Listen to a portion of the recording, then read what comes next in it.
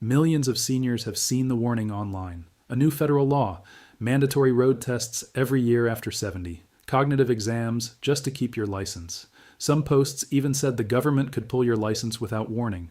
If you saw this and felt your stomach drop, you are not alone. And here is the good news right up front. It is not true. There is no new federal law targeting senior drivers in 2026. None is being planned either. Today, we are going to walk through exactly what is real, what is fake, and what you actually need to do to keep your license and your independence. We will also cover one real change that just happened, and it is actually good news for older drivers. Stick with us to the end, because we will give you the exact steps to check your own state's rules in the next 5 minutes. Before we go further, if you find this kind of clear, no panic information helpful, consider subscribing and turning on notifications. We cover Social Security, Medicare, and benefit deadlines that are easy to miss, and this channel is built to cut through the confusion, not add to it. Let's talk about where this rumor came from, because understanding it will help you spot the next one. In mid-2025, posts began spreading on social media and on websites with names like The Licking News and Sheffield Stories describing a new nationwide system. The claim was that drivers 70 to 80 would need vision tests every 4 years, drivers 81 to 86 would renew every 2 years, and drivers 87 and up would need annual renewals with mandatory road tests. Fact-checkers at Snopes looked into this and found the claims were false. Researchers believe the content was generated using AI writing tools designed to spread quickly because it felt urgent and specific. That is exactly what made it convincing. It mixed real state rules with completely invented federal ones, so it felt half true. But here is the fact that matters most. The United States Department of Transportation does not issue driver's licenses. It never has. Licensing has always been handled by each individual state, and that has not changed in 2026. So why does this keep happening, and why do seniors keep falling for it? It is not because anyone is foolish, it is because the fear is real even when the specific claim is fake. You have spent decades building your independence. Your car means you can see your grandchildren, get to your doctor, go to church, buy groceries on your own schedule. The idea that a stranger in Washington could take that away with a stroke of a pen taps into something deeply personal. Content creators know this, and unfortunately some of them use that fear to get clicks, whether or not the information is true. The real cost is not just wasted worry. Some seniors have told family members they are quitting driving early, or spent money on courses and services to prepare for tests that were never coming. That is a real financial and emotional cost caused by fake information. Now let's get into what actually is happening, because there are real changes, and knowing them will protect you far better than any rumor. The most important real change affecting every single American, not just seniors, is Real ID. Since May 7th, 2025, you need a Real ID compliant license, a passport, or another federally approved form of identification to board a domestic flight or enter certain federal buildings. If your driver's license does not have a gold or black star in the corner, it is likely not Real ID compliant, and you will need a passport or a trip to your local Department of Motor Vehicles to upgrade before your next flight. This has nothing to do with your age. Every driver in the country needs this. If you have not checked your license for that star, pause this video right now and go look. We will wait. Now, here's a real change that is specific to older drivers, and it is good news. Illinois signed the Road Safety and Fairness Act, House Bill 1226, in 2025, and it takes effect July 1st, 2026. For decades, Illinois was the only state in the country that required a mandatory behind-the-wheel road test based purely on age, starting at 75 and continuing at every renewal. Under the new law, that age moves all the way up to 87.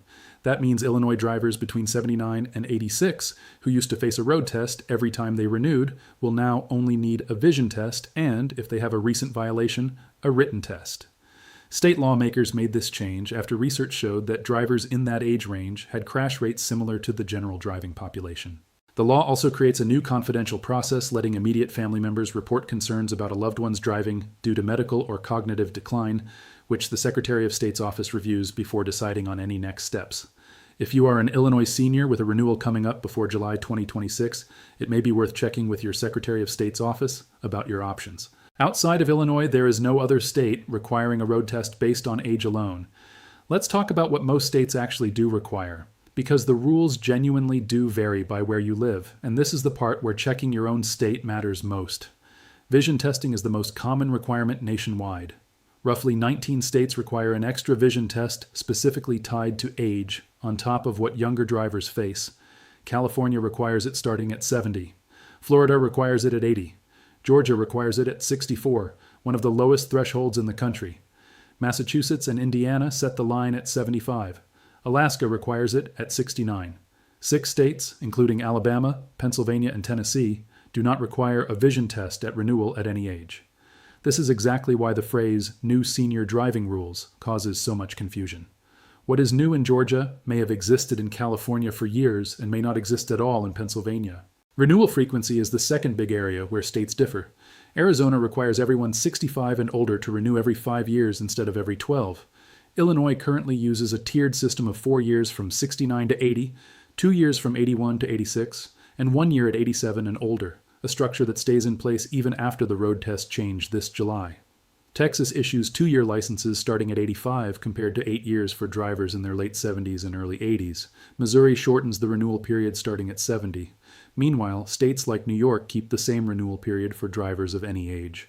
None of this is new for 2026. It has simply always varied by state, and if you have moved states at any point in retirement, it is worth double-checking your current state's rules, rather than assuming they match your last one. In-person renewal is the third area to know about. About 17 states plus Washington, D.C. restrict online or mail-in renewal once you reach a certain age. Alabama sets this at 62, the lowest in the country. Most states that require in-person renewal set the age at 65, 70, 75, or 79.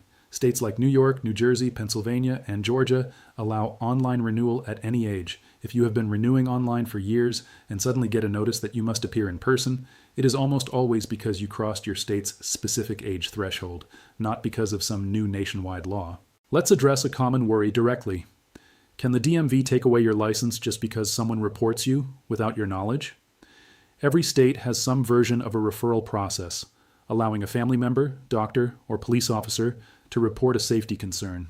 This is not new, and it exists in every state, not just Illinois. However, a report does not automatically cancel your license.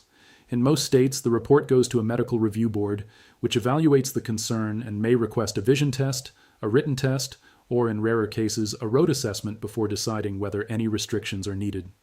Even then, the outcome is often something like requiring glasses, daytime-only driving, or staying within a certain distance from home rather than full license loss.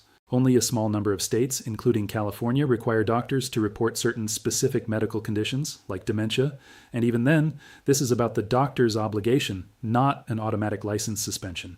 Let's also talk about what happens if a road test, vision test, or medical review does not go your way, because this fear stops a lot of people from even calling their DMV in the first place.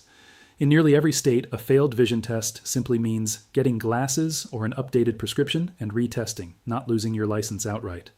A road test, when required, usually comes with a chance to prepare, and many states allow you to retake it. If restrictions are placed on your license, such as daylight-only driving, that still allows you to keep driving for the trips that matter most, rather than losing your license completely. Knowing this in advance can make the whole process feel a lot less frightening. So, here is what we recommend you actually do this week, and this applies whether you are 60 or 90. First, check your own license for that real ID gold or black star, especially if you have any travel plans in the next year. Second, go directly to your state's Department of Motor Vehicles or Secretary of State website and search for senior driver renewal rules. Do not rely on a forwarded email or a social media post, no matter how official it looks. Third, if your renewal is coming up, mark your calendar for a vision exam a few weeks ahead of time, so you are not caught off guard by a requirement you did not know about. Fourth, if you want extra peace of mind and a possible insurance discount, look into a defensive driving refresher course through AARP Smart Driver or your local AAA chapter.